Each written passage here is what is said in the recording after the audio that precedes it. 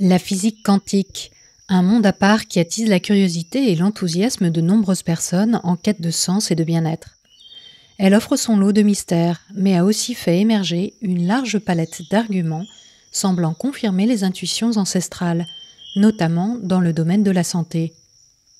La médecine quantique est un sujet aussi riche que complexe qui ne peut se résumer en 20 minutes. J'ai donc décidé de le développer en 2 volets. Voici le premier. Méta de choc, méta de choc. Méta de choc. Et si on se demandait pourquoi on pense ce qu'on pense ? Chronique de la spiritualité contemporaine. Épisode 5. La médecine quantique.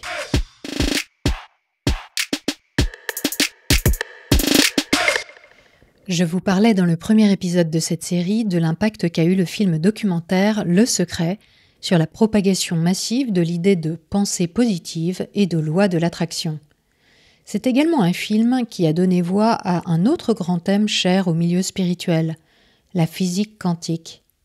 Que sait-on vraiment de la réalité est un documentaire fiction qui met en scène la comédienne sourde des Enfants du Silence, Marlee Matlin, et qui donne la parole à différents experts dont l'éminent physicien David Albert, auteur de nombreuses publications scientifiques.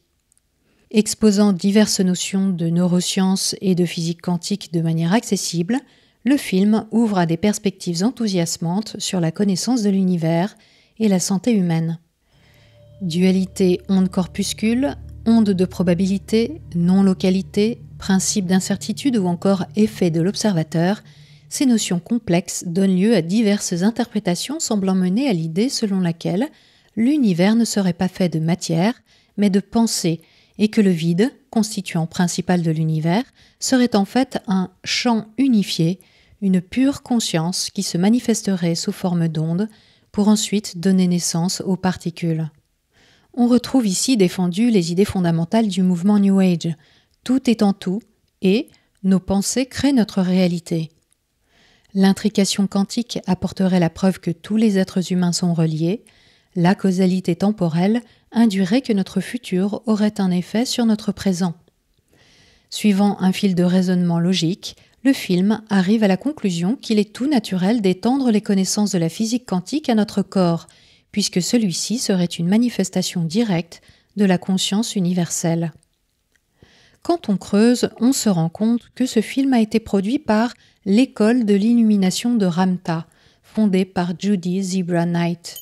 Cette américaine, figure proéminente du mouvement New Age, est connue pour recevoir par channeling les enseignements de Ramtha, guerrier lémurien ayant libéré son peuple de la tyrannie des Atlantes.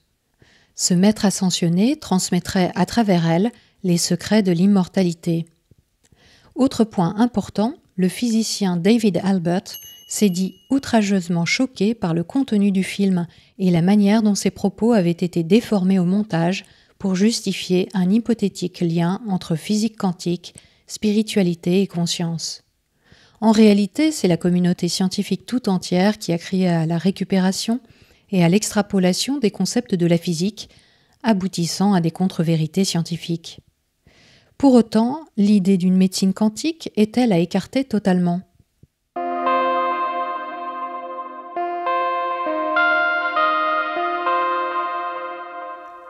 Depuis une dizaine d'années, la médecine quantique est présentée sur Internet et dans divers médias comme une pratique prometteuse. Pourtant, il est bien difficile d'en trouver une définition claire.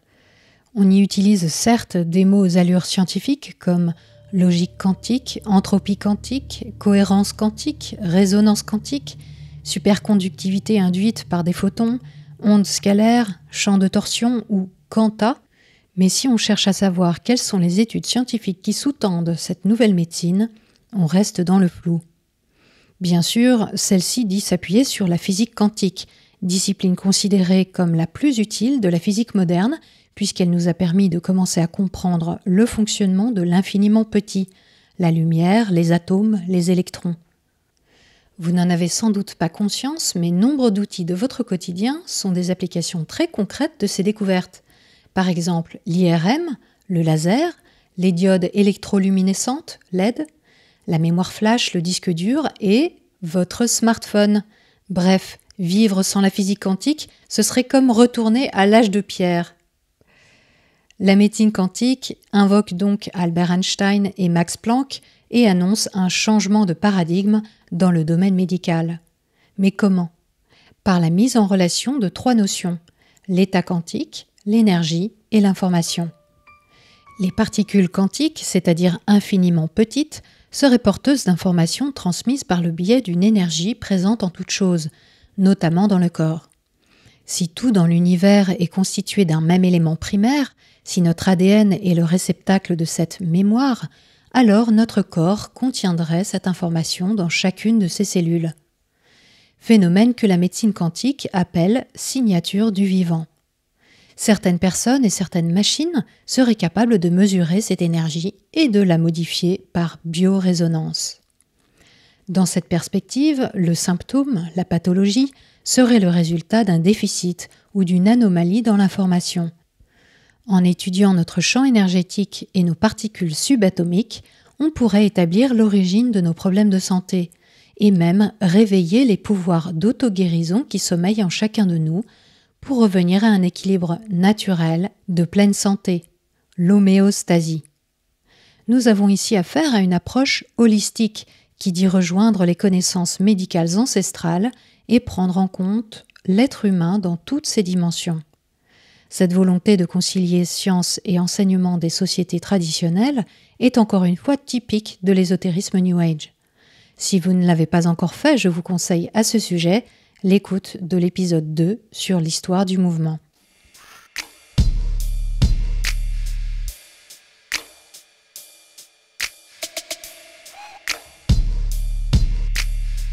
La tentative d'établir un lien entre physique quantique et conscience, ce que l'on appelle le mysticisme quantique, n'est pas nouvelle. Elle est apparue au début du XXe siècle parmi les fondateurs même de la théorie quantique, ce nouveau domaine ouvrant à tant de questions alors insolubles. Au fur et à mesure des découvertes et nouvelles compréhensions de la physique quantique, cette démarche mystique a disparu des débats scientifiques, et Einstein a beau être cité par les promoteurs de l'idée selon laquelle le monde extérieur serait une expression de la conscience, il s'y est en fait opposé sans ambiguïté. Pourtant, encore aujourd'hui, certaines personnes, parmi lesquelles d'ailleurs quelques scientifiques de formation, déçus par la nature résolument matérielle de la science moderne, se tournent vers des théories métaphysiques se revendiquant de la physique quantique. C'est le cas du physicien autrichien Fritjof Capra, qui publie en 1975 son célèbre livre « Le Tao de la physique », dans lequel il établit un parallèle entre physique quantique et philosophies orientales. Si l'on peut tout à fait comprendre l'attrait d'une démarche philosophique et spirituelle, il convient cependant de comprendre que celle-ci n'est en rien conciliable avec une démarche de recherche scientifique, puisque la science n'a pas vocation et ne revendique en aucun cas la capacité à traiter des questions transcendantes et irréfutables, non testables, telles que l'existence d'un Dieu créateur ou d'une conscience universelle. La science se limite à la compréhension de la nature dans toute sa matérialité. En cela, ces tentatives de conciliation ne peuvent jamais faire l'objet d'un consensus de la part de la communauté scientifique, parce qu'elles dépassent tout simplement son champ d'action. On ne s'étonnera donc pas que les idées énoncées dans le Tao de la physique n'aient pas été jugées recevables par elle. Aujourd'hui, plusieurs personnes se font les porte-paroles de cette vision du monde, au premier rang desquels l'ancien médecin devenu auteur à succès et entrepreneur, Deepak Chopra. Traduit dans 30 langues, ses livres ont été vendus à 10 millions d'exemplaires, notamment Le corps quantique en 1988 et Un corps sans âge, un esprit immortel en 1993. Il y développe des thèses sur le renversement du processus de vieillissement et l'immortalité par l'adoption d'une vision quantique du monde. Pour lui, la théorie quantique dit que le changement de conscience est un changement biologique. Il ajoute que personne ne peut vivre ce changement sans en passer par une expérience spirituelle. Le problème, c'est que la théorie quantique ne parle ni de changement de conscience, ni de changement biologique. On est là bien loin de la physique ou même de la médecine. Pourtant, Deepak Chopra sait manifestement convaincre. Il est même passé maître dans l'art de mêler théorie mystique et jargon scientifique. Voyez par vous-même.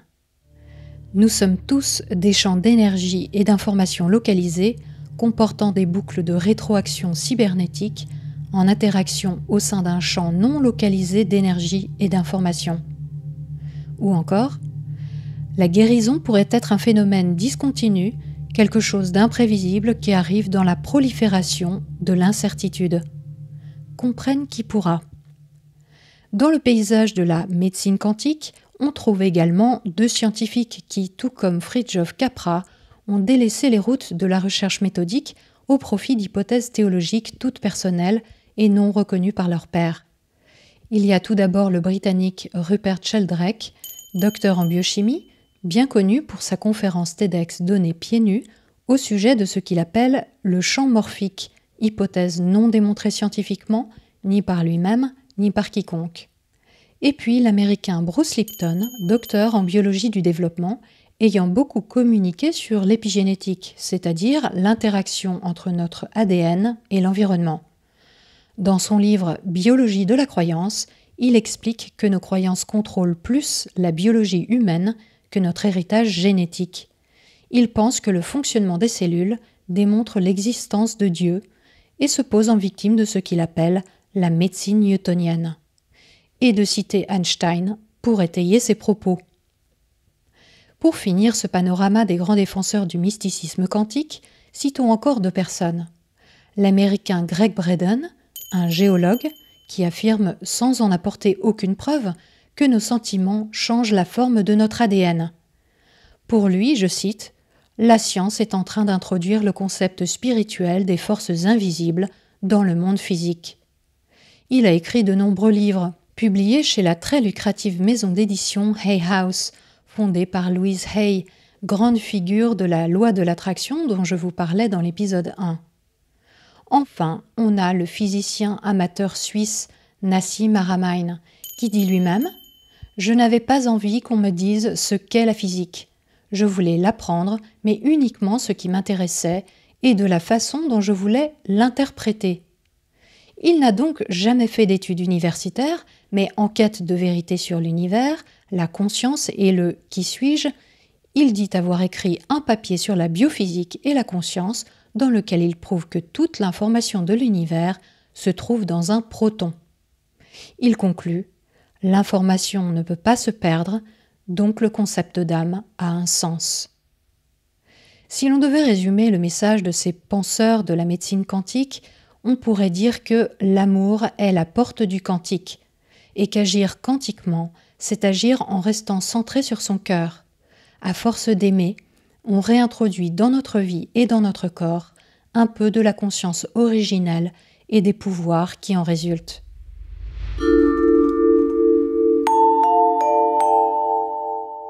Mais vous êtes sans doute en train de vous demander concrètement à quoi ressemble une consultation de médecine quantique. Eh bien, deux types de pratiques se dessinent. Tout d'abord, celle que propose un bioénergéticien quantique, sorte de guérisseur qui dit pouvoir entrer en communication avec le champ informationnel de l'individu dont il va recevoir l'énergie. Il est un relais qui va permettre au message de guérison de trouver son chemin. Pour lui, la maladie ne réside pas dans une défaillance biologique des cellules, mais plutôt dans un défaut d'échange électromagnétique entre ces cellules. Lors de la première séance, le praticien interroge le client sur les événements marquants de son existence et son historique médical. Tel un chaman des temps modernes, il entre ensuite dans un état vibratoire qui lui permet de pénétrer le champ énergétique de son client. En se connectant au champ quantique, il se connecte à l'univers. Alors en contact avec la racine des symptômes, il est même en mesure de prévoir l'arrivée d'une maladie. Une fois le diagnostic établi, il procède à une réharmonisation préventive ou curative en projetant une intention précise.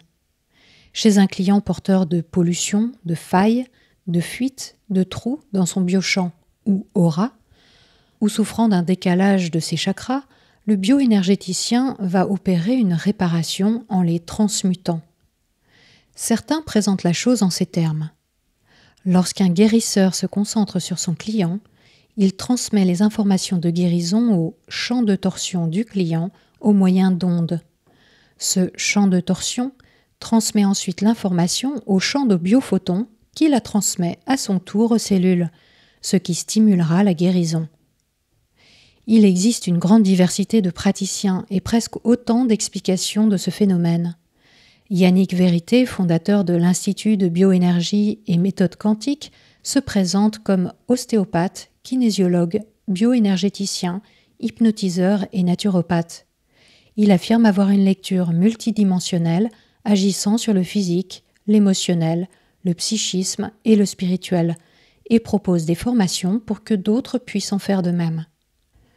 Se référant à Max Planck et à la théorie des cordes, il avance que l'univers forme une symphonie d'ondes, un champ d'énergie qui est le champ de nos possibilités au sein d'une multitude de réalités. Pour lui, les thérapies quantiques ouvrent au dépassement des barrières du jugement et permettent d'atteindre rapidement la paix intérieure, synonyme de bonne santé, pourvu que l'on accepte le changement et qu'on fasse confiance à son intuition. Finalement, nous avons ici affaire à une pratique qui reste relativement proche des soins énergétiques précédemment évoqués dans cette série. Mais récemment, la médecine quantique a surtout fait parler d'elle pour un deuxième type d'application. Un équipement relié à un ordinateur et permettant, au moyen de capteurs émetteurs sensoriels, d'agir sur l'état quantique des cellules du corps. Ces machines de biofeedback quantique ou d'imagerie électrophotonique sont réputées permettre de visualiser les ondes qui parcourent le corps du patient pour ensuite renvoyer des fréquences correctives dès lors que l'appareil détecte des anomalies. À nouveau, on retrouve dans cette pratique le champ lexical de la physique quantique. Champ d'énergie, interférence, flux, effet tunnel ou résonance. Je précise que ce qui est appelé ici biofeedback quantique est bien à dissocier du biofeedback tout court, utilisé dans la prise en charge de la douleur chronique ou pour l'identification de certains circuits réflexes au niveau du cerveau. Comme nous l'avons vu précédemment, si rien ne permet aujourd'hui d'établir l'existence d'un champ vibratoire humain et encore moins le fait qu'on puisse agir dessus, ces machines de médecine quantique introduisent tout de même une donnée sur laquelle il convient de se pencher très sérieusement. Les biophotons. Et vous allez voir que l'état des connaissances à leur sujet est autant enthousiasmant que surprenant. Mais ça, je vous en parlerai la semaine prochaine, dans un second volet.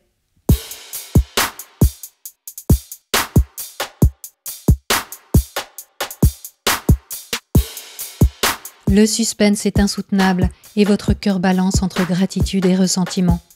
C'est ainsi, Méta de choc, ça gratte, ça démange et ça dérange.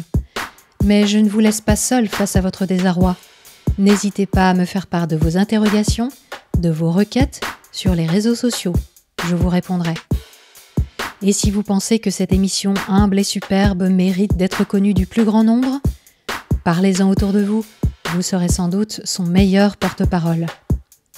Un grand merci à ceux qui permettent à Méta de choc d'exister. Car oui, ce podcast a pour modèle économique le don. Si vous aussi vous voulez apporter votre pierre à l'édifice de manière ponctuelle ou mensuelle, suivez le lien en description vers la plateforme participative Tipeee. On se retrouve vendredi prochain à 18h. D'ici là, prenez le temps d'observer la manière dont vous pensez et de la questionner. Vous n'imaginez pas ce que vous pensez.